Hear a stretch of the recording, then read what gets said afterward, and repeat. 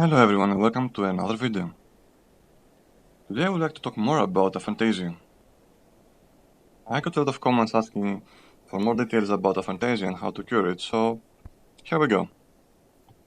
I think Aphantasia is nothing as an illness, and more like a condition of not having interest in visualizing or interest in that which we want to visualize. In other words, it's about being interested and really wanting it. But of course not only that. It's also about belief. Being able to visualize takes a belief in our ability to visualize. That being said, there are a lot of nice techniques out there which we can share right now. As someone in the comments recently said, in dreaming we can visualize. More like we can see images, and very realistic images at that. While in real life, we may not be able to. At least not as flawlessly, or as easily. So dreaming works in a similar way. Sometimes we cannot see dreams in the first place. Sometimes we cannot, perhaps, be able to recall them.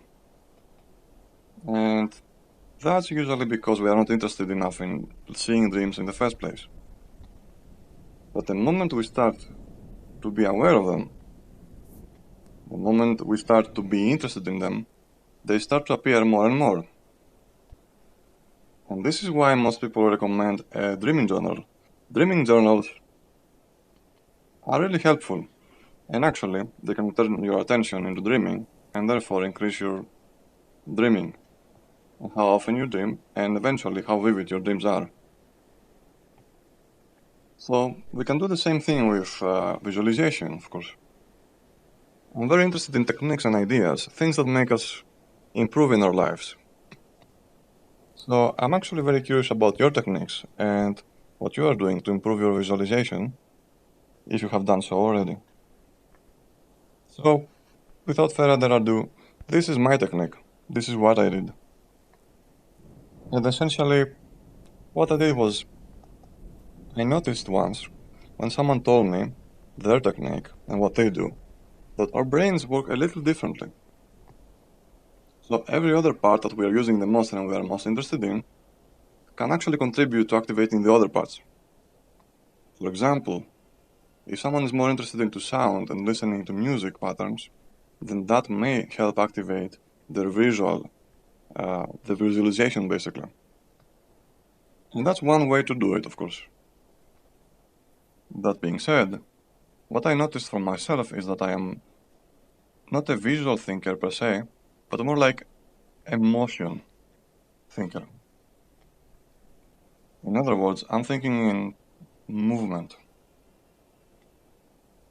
So different people have different dominant ways of thinking. For example, Keanu Reeves seems to be very much the same.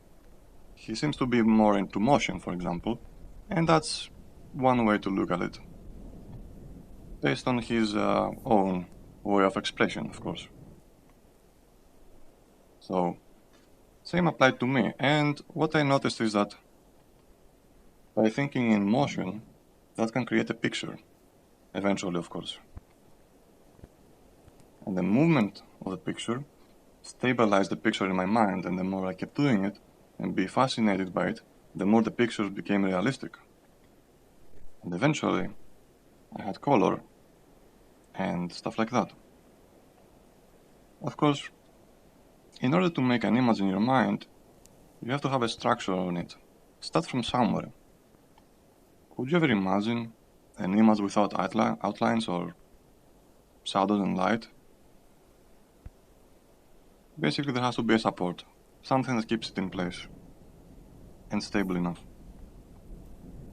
For me, when I noticed a tree in the first video, I started seeing the finer details. I was curious about them, and then the rest of the image started coming in my brain. And of course, the more we do it, the more realistic it becomes. I hope that was helpful, because this is more or less what I did, and I know how it works and stuff like that. But anyway,